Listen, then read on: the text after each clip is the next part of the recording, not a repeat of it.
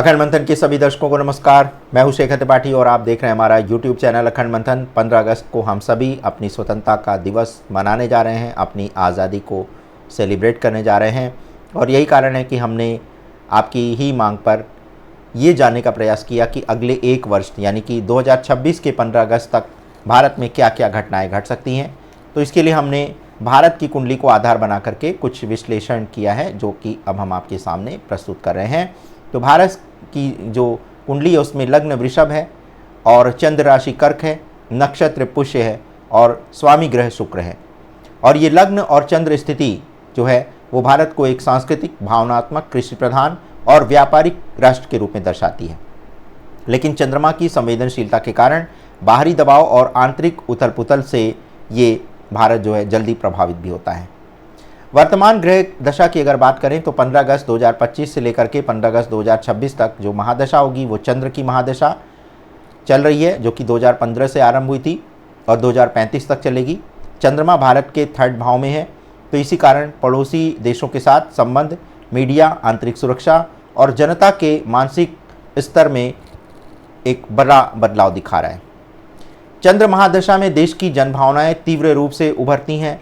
Media और social platform पर अस्थिरता जैसे भाव आपको दिखेंगे, लोग प्रदर्शन करेंगे, लोग सरकार से संतुष्ट नहीं रहेंगे और भावनात्मक उबाल हर स्थिति में बढ़ता हुआ दिखाई देगा।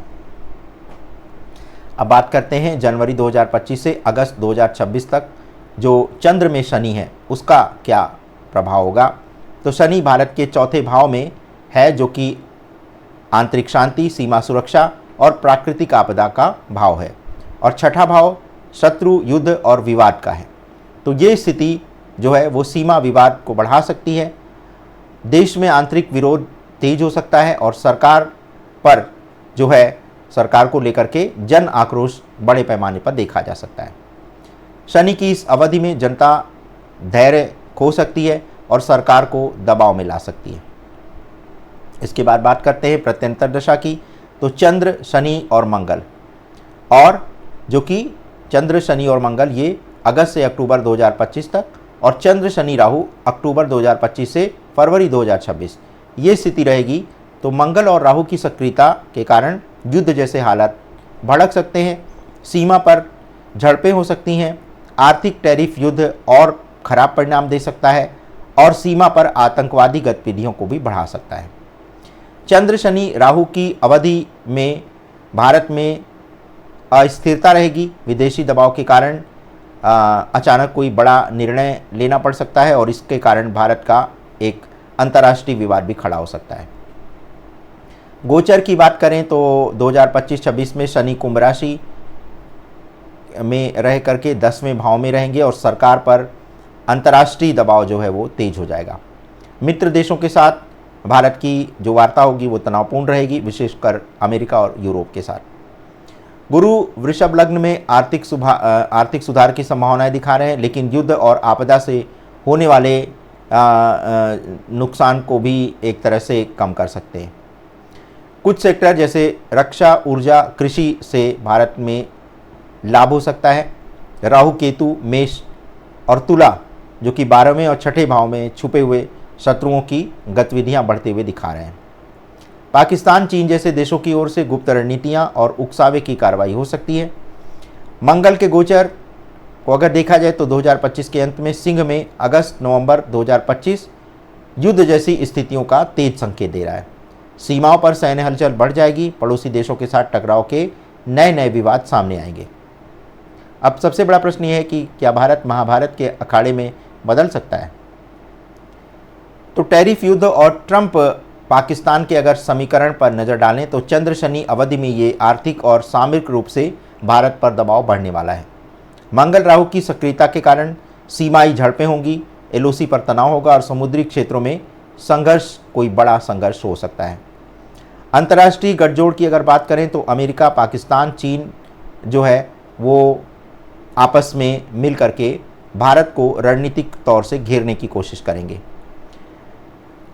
प्रोपेगेंडा और फेक न्यूज़ के माध्यम से भी जनता में ध्रुवीकरण का प्रयास किया जाएगा, असंतोष की भावना भड़काई जाएगी और युद्ध जैसी स्थिति पैदा की जाएगी।